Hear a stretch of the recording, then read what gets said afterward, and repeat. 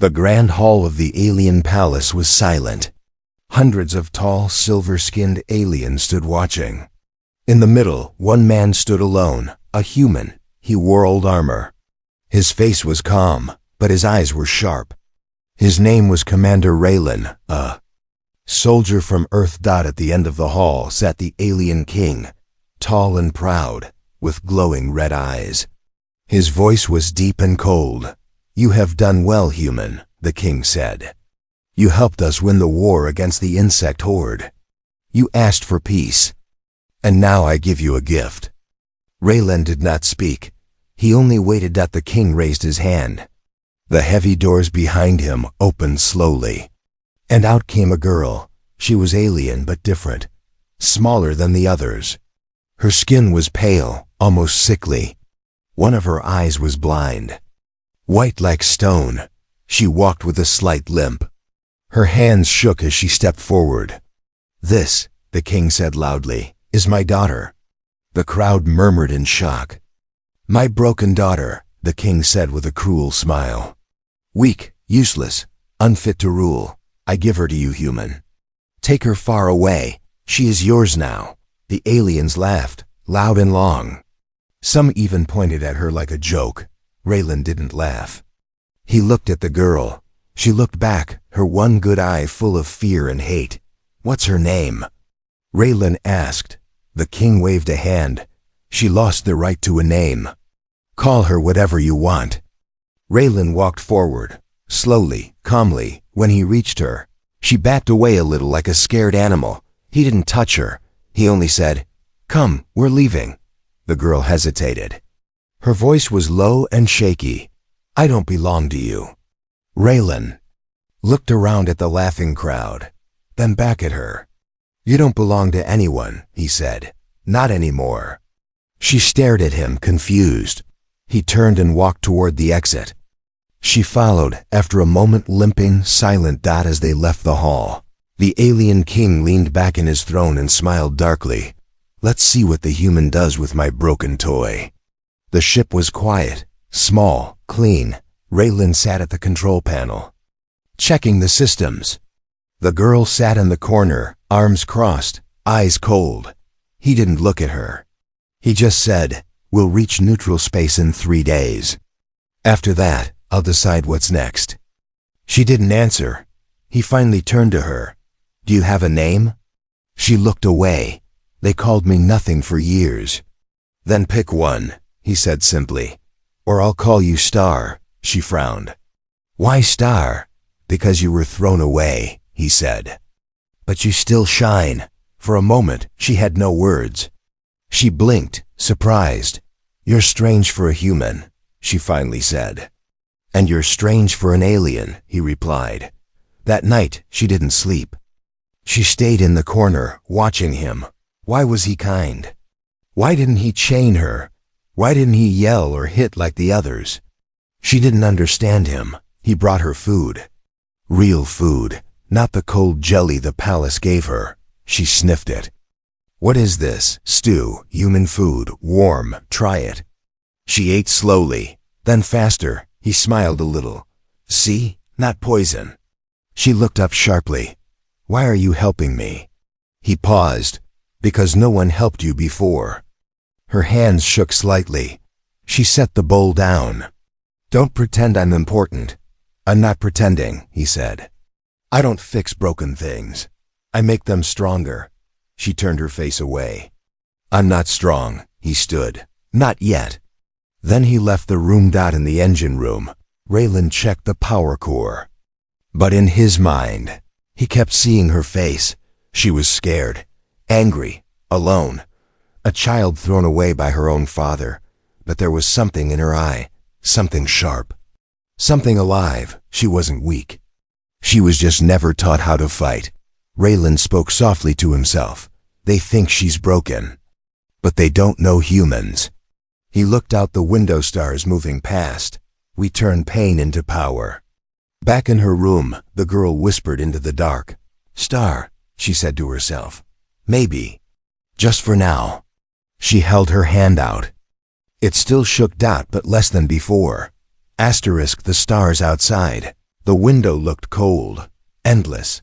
The girl now called Star sat in silence, staring at them. She had never seen space like this before.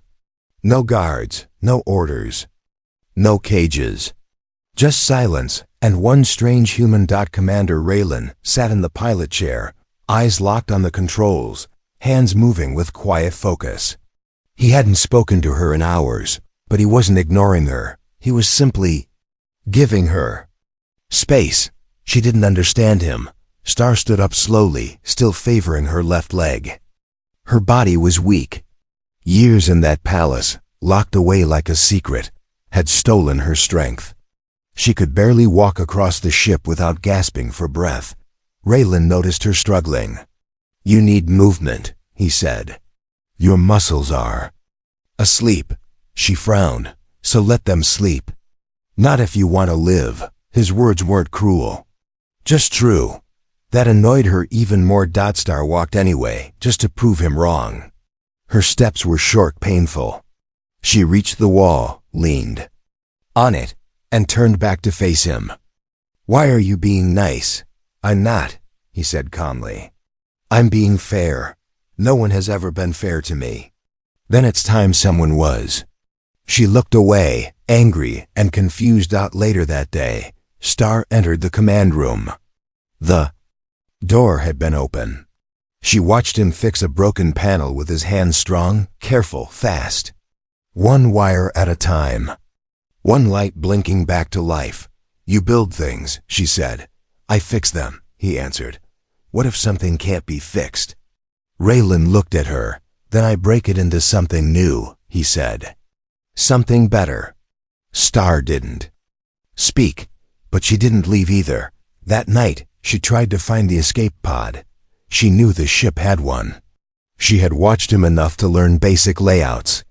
She waited until Raylan slept, or at least pretended to. The hallway was dim, cool, metal under her feet.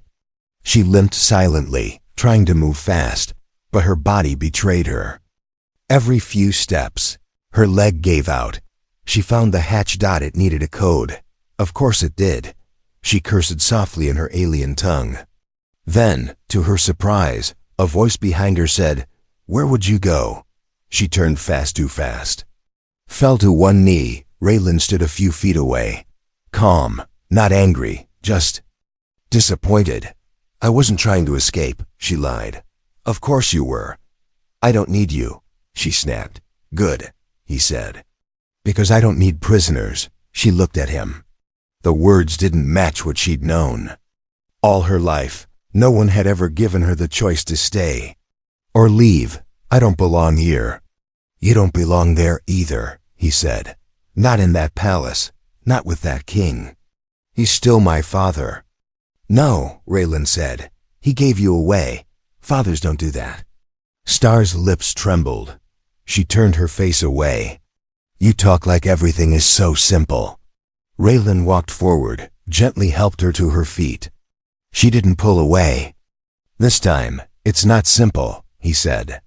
"It's just not impossible." The next day, he gave her a datapad. It was old, scratched, but still worked. "Read this, it'll teach you how to fly." She blinked. "Fly?" "The ship.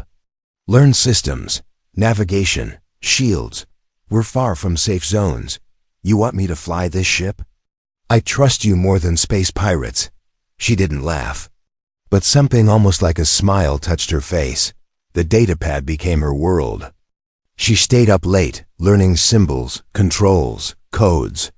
It was hard, but her mind was sharp. She had been hidden, not stupid. Every time she made a mistake, she cursed in anger. Raylan didn't scold her. He just said, "Again." One morning, she beat him to the cockpit. He walked in and saw her in his chair, running a simulation. "You passed level 4, he said. "I failed it 5 times first," she muttered. "That's how humans learn," he replied. She looked up. "But I'm not human." He met her eyes. "You don't have to be." Suddenly, the lights flickered red. An alarm screamed across the ship. Star jumped up. Raylan rushed to the controls. His voice was tight. Ship approaching fast. No ID, could be raiders. He looked at her. You studied level 5? Not yet. Good, time to skip ahead. He slid into the co-pilot seat. She sat beside him. You fly, he said. I'll cover weapons. Star's hands trembled over the controls. I can't. You can.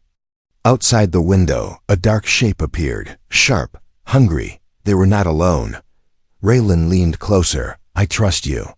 Star took a deep breath, then placed her hand on the control stick. Let's not die today, she whispered. The ship roared as she pushed it forward. The ship shook like a dying animal. Lights blinked. The engine screamed. Star held the control stick tightly with both hands, arms stiff, jaw locked. She had never flown through live combat before. And now she was doing it for real, because she had no choice. Outside, a black raider ship spun through space like a shark chasing prey. Its lasers fired again, slicing just past the ship's left wing. Raylan sat beside her, calm under pressure. His fingers danced across the weapons panel. Fly close to that asteroid belt, he said.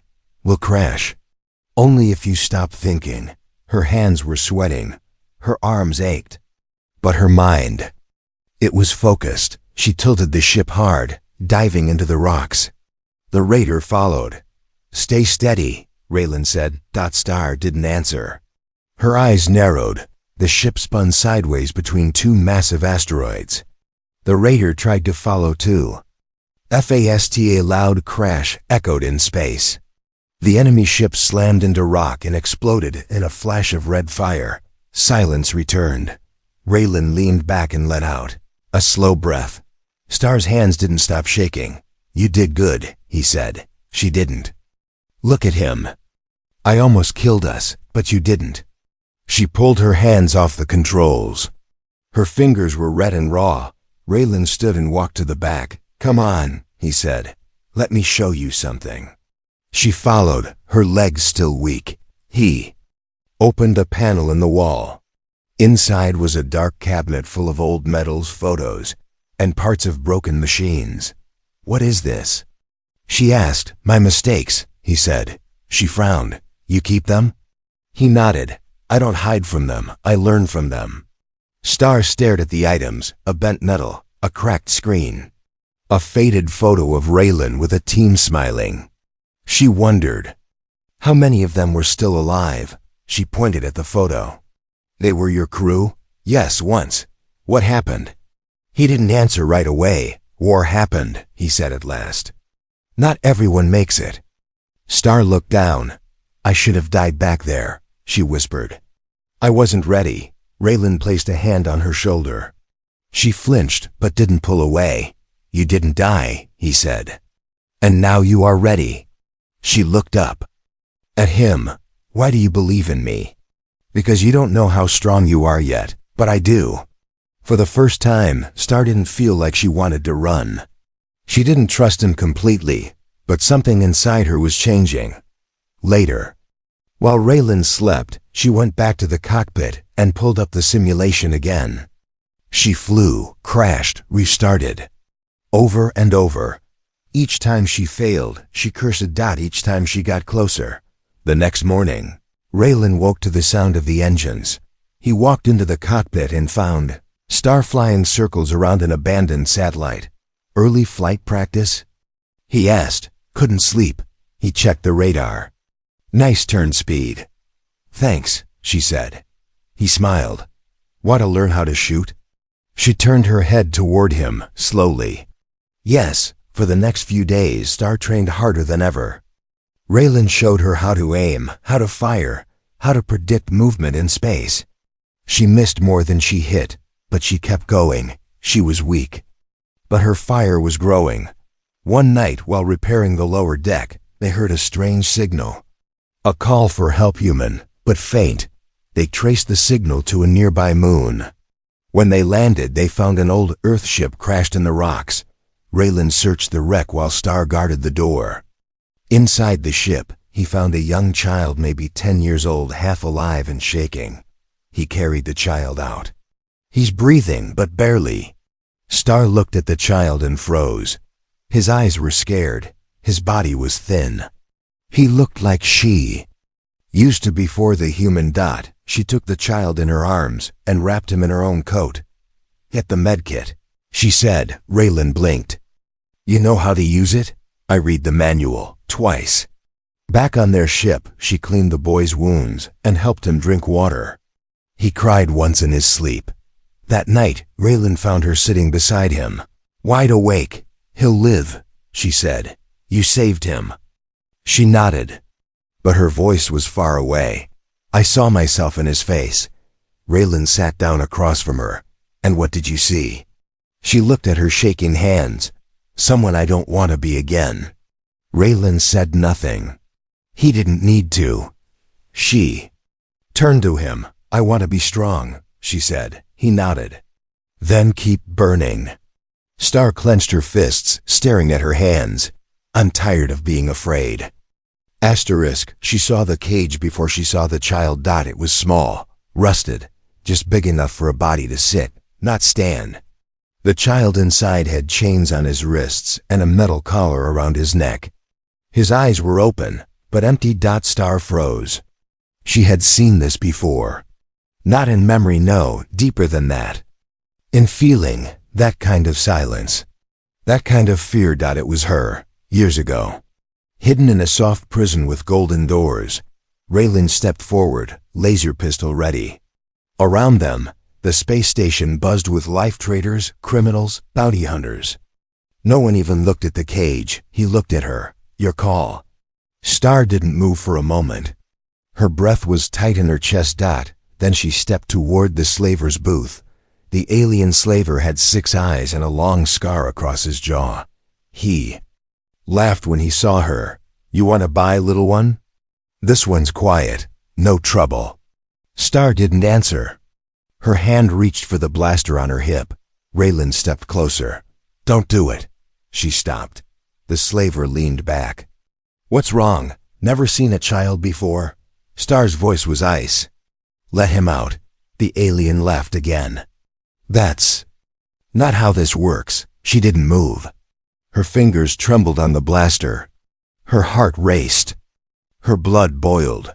Raylan whispered, "You can't save everyone."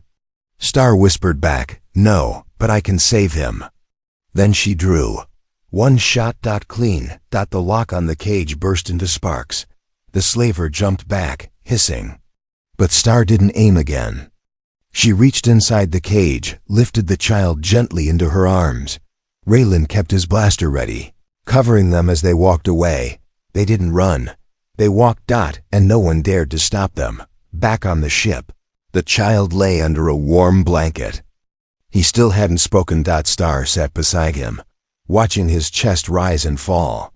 Raylan cleaned his weapons nearby. He didn't say anything. Not yet. Finally, Star asked, "You think I made a mistake?" Raylan shook his head. "I think you made a choice." She looked down at her hands. "I was like him once." Raylan nodded. "But you're not anymore." She thought for a while, then asked, "Do you think I'm dangerous now?" He looked up. "Yes." She raised her eyebrows. He smiled, in a good way. That night, while Raylan slept, she walked through the ship in silence. The child was stable.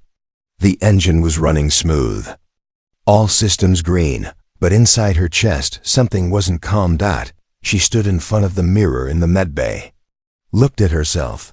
The girl from the palace was gone. This new version, stronger, smarter, colder, was still unfamiliar.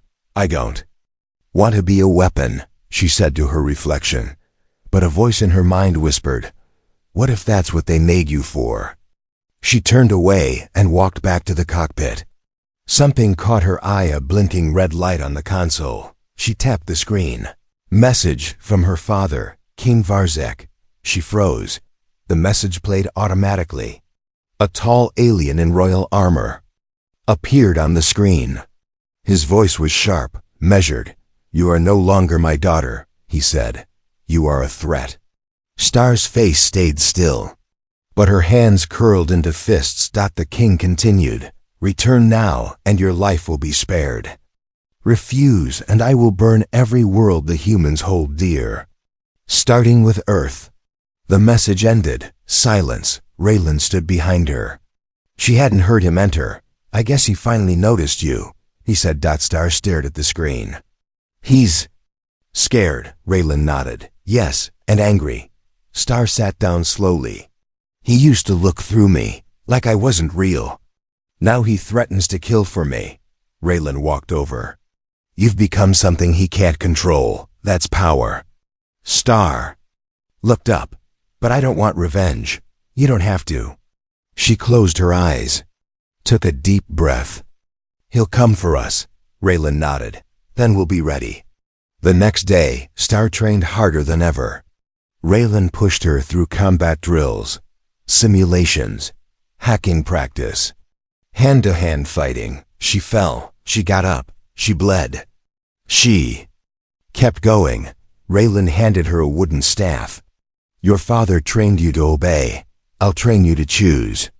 She held the staff, breathing hard. What if I fail? Then fail forward. She charged Dot, and for the first time he stepped back. That night, she sat alone in the cockpit. The stars outside looked different, now. Not cold, not empty. Full of paths, full of choices. The chains were still there, around her past, around her name, but now. She held the key. Asterisk. The stars stopped moving. Raylan's ship came out of warp above a dead world. No clouds, no green. Just black rocks and a gray sky. It was cold even through the glass. The scanners were quiet. Too quiet. Star stared at the planet below. Her home. The royal world of the Varkari Empire. The place where she was born and buried. Why does it look empty? She asked. Raylan checked the systems. Because your father wants it that way. No ships, no signals, just a message. He showed her the screen. One word flashed again, and again. Colon returned. Star sat back slowly. Her voice was cold. He doesn't want witnesses, Raylan nodded. He wants control. Star stood and walked to the weapons locker. Her hands didn't shake anymore. Then let's give him something he can't control. The royal palace had changed. It was darker now. Quiet. No music. No laughter. No court. As the ship landed, 2 guards waited at the gate. They didn't speak when they saw her. They only stepped aside. Inside, the halls were empty. Statues of kings lined the walls. Their eyes followed her. Star walked beside Raylan in silence, each step echoing like a drumbeat. Her boots touched the same marble floor she had once crawled across as a forgotten child. Then the throne room. And there he was, King Varzek. He sat on the throne like a shadow. His eyes were the same, burning, proud, cruel. But this time, she didn't look away. He smiled slowly. So the broken one returns. Star didn't answer. You've grown bold, he said. But I still see the weak girl inside. She stepped forward. And I still see a king hiding behind fear. He narrowed his eyes. Careful, child. I'm not your child anymore, she said. The king stood. You think your tricks, your training, make you strong? You were born a mistake. I gave you to the human so you could disappear quietly. Raylan's hand went to his weapon, but Star held out her arm. She didn't need him this time. She faced her father alone. You gave me away, she said, and he gave me a name. The king raised a hand. Dozens of guards stepped into the room, weapons ready. You're not here to speak, he said. You're here to choose. He held out a curved blade. In front of the Empire's eye, he said, kill the human. Prove your loyalty, or you both die here. The guards waited. Raylan stayed still, watching her. Star took the blade in her hand. It was light, beautiful, deadly. She turned to Raylan. He didn't flinch. He just looked at her, the same way he always had. Not with fear. With trust. She looked at the blade, then at her father. And then she dropped it. The sound rang through the hall like thunder. No, she said. I don't take orders from cowards. The guards moved. She moved faster. In a blink, she grabbed a blaster from Raylan's belt and fired at the ceiling. The blast dropped debris, blocking half the guards. Raylan pulled her behind a pillar. What's the plan? We burn the throne. They fought their way through the guards. Star moved like lightning, dodging, striking, commanding. The people in the outer halls began to notice. They watched through the windows. Whispers began. The lost daughter, the broken flame. She's alive. She wasn't fighting for revenge. She was fighting to end the story her father started. As they reached the top of the palace tower, Star hacked into the broadcast controls. Her fingers flew across the screen. What are you doing? Raylan asked, showing them the truth. She turned on the royal broadcast visible across the empire. Then she stood in front of the camera. My name is Star, she said, and I am not broken. She looked straight into the lens. My father gave me away because I was weak. But weakness taught me how to survive. Pain taught me how to stand. She paused, and now I choose who I am. Across the planets, people watched. Some stood up from their chairs. Some whispered her name. Some bowed. The palace shook as rebels rose from the shadows. The throne room was no longer silent. It was alive. The king ran. But not far. Star met him in the garden where he once told her she'd never lead. He reached for a blade. She knocked it away. This time, she said, you listen. He lunged. She caught his arm, twisted, and brought him to his knees. You made me a ghost, she said. Now I'll be a fire. The guards didn't move to help him. They watched her. They obeyed her. Raylan stepped beside her. You burned it down, he said. No, she replied. I built something new. The people didn't cheer. They watched in silence. Star stood on the balcony where kings once gave orders. Now it was her standing under the blood-red sky, and the wind carried her voice across the city. The throne is empty, she said. It should stay that way. No more chains, no more silence. Some nodded. Others whispered. But deep below, in the shadows of the palace, something else moved. Not all chains break so easily. That night, Raylan found her alone in the garden. The same place she had defeated her father. She was looking at the stars. They still fear me, she said. They should, Raylan replied. She glanced at him. Not the way I want. They don't know if I'm here to save them or replace him. He walked to her side. Then show them. How? By surviving what he couldn't. The next morning, the high priests of the Varkari Empire arrived. They wore black robes, masks of silver. They walked without sound. The trial must begin, one said. Star frowned. Trial? You claim power not by blood, but by strength, mind, spirit, flesh. She narrowed her eyes. He never passed any trial. The priest tilted his head. He never dared. Raylan stepped forward. She doesn't need your test. She must prove, the priest said, that she is not a tool built by humans, but a force born of Varkari fire. Star held up hand. I'll do it. Raylan looked at her. Why? Because I want them to know I'm not afraid anymore. They took her underground. The trial grounds were ancient, older than the palace. Carved into the stone were symbols of past rulers, warriors and monsters. Bones rested in corners where light couldn't reach. The rules were simple. Survive 3 tests. Alone. No weapons. No armor. No help. Raylan waited above. Star stepped inside. The first door closed behind her. Test 1. The mirror, a large room. Empty. Until the lights turned on and she saw someone standing across from her. Herself. But not as she was now. This version was weak. Pale. Chained. The girl from the past. The girl who cried when no one came. The mirror version stepped forward. You think you've changed, but you're still me. Star didn't move. You are made from pain. You will always carry it. Star stepped Forward now, her voice steady. Yes, I carry it. But I don't serve it. She reached into the mirror. Her reflection tried to stop her. Too late. She shattered it with her bare hand. Glass cut her skin, but the wall behind the mirror opened. She passed the first test. Test 2.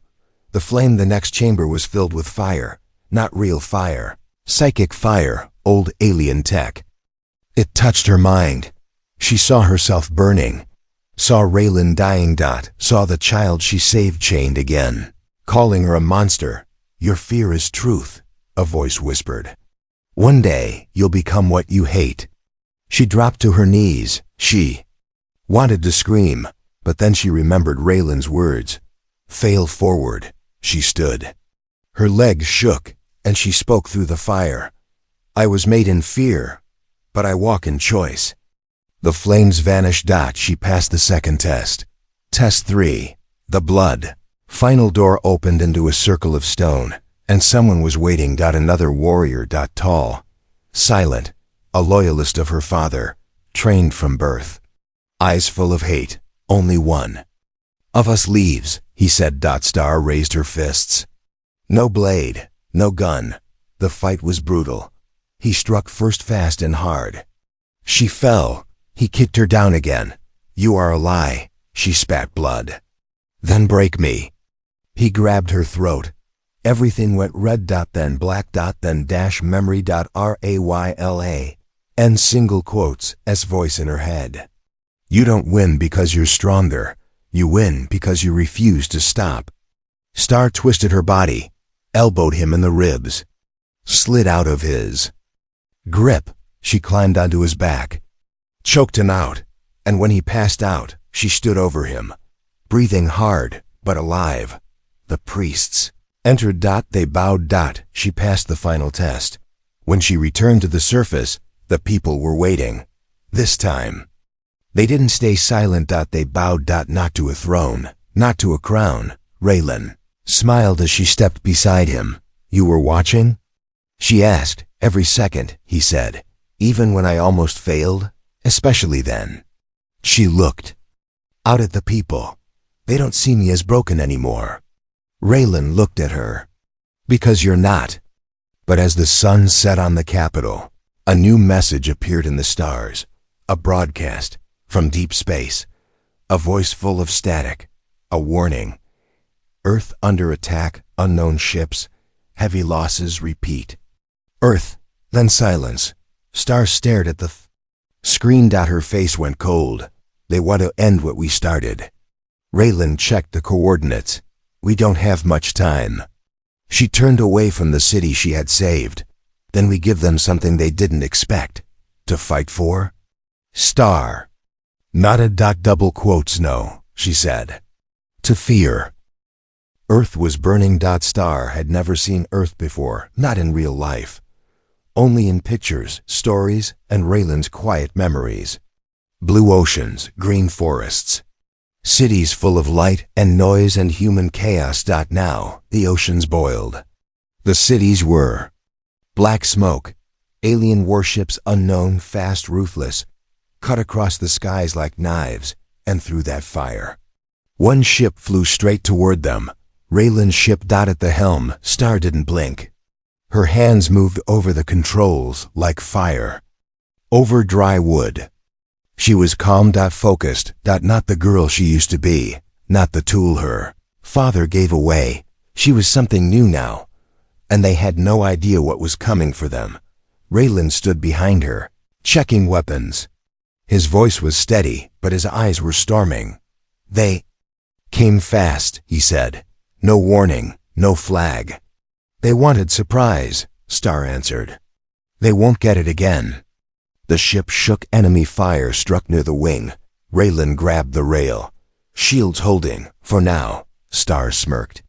Let's make them regret that. The sky battle was chaos. Enemy ships circled Earth's orbit like vultures.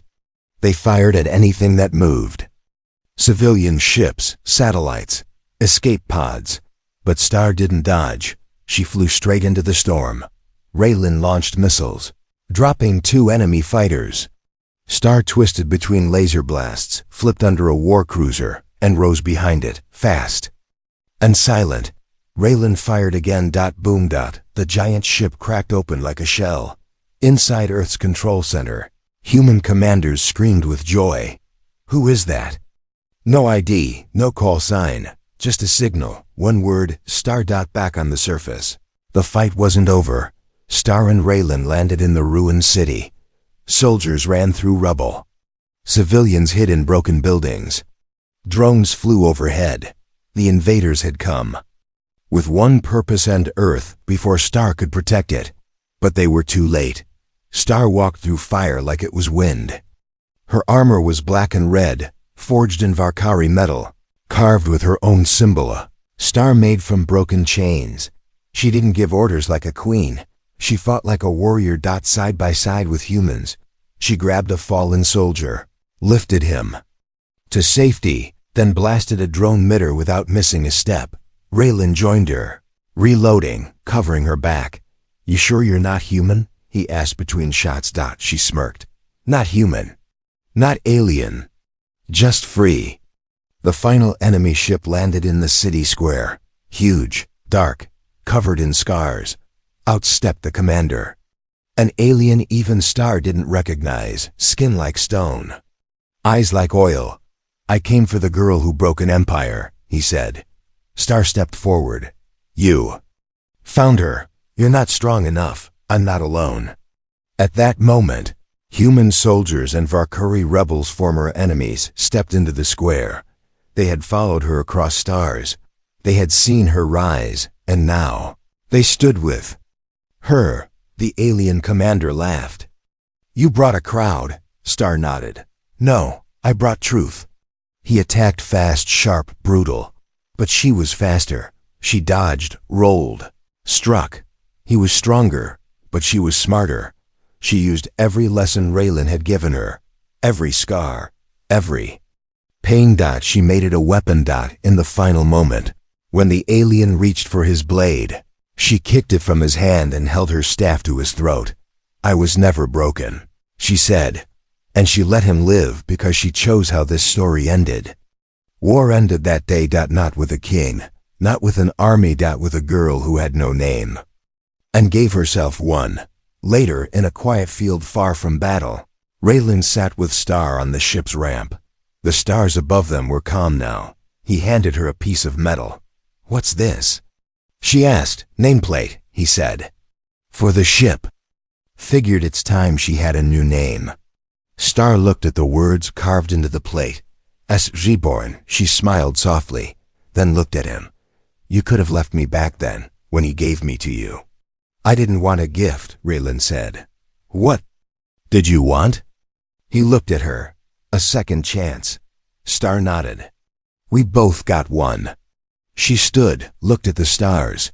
Do you think they'll ever stop being afraid of me? Raylan joined her. Maybe, or maybe you just teach them not to be afraid of strength anymore. She took a deep breath. I don't want a throne. I don't want a crown. He waited. I want stars. I want freedom. I want fire in my hands and wind in my face. I want life. He smiled. Then let's find it. Together, they stepped into the ship. And left the ashes behind. Not as fugitives. Not as rulers. As something new. Something human. Something more. She wasn't broken. She was reborn.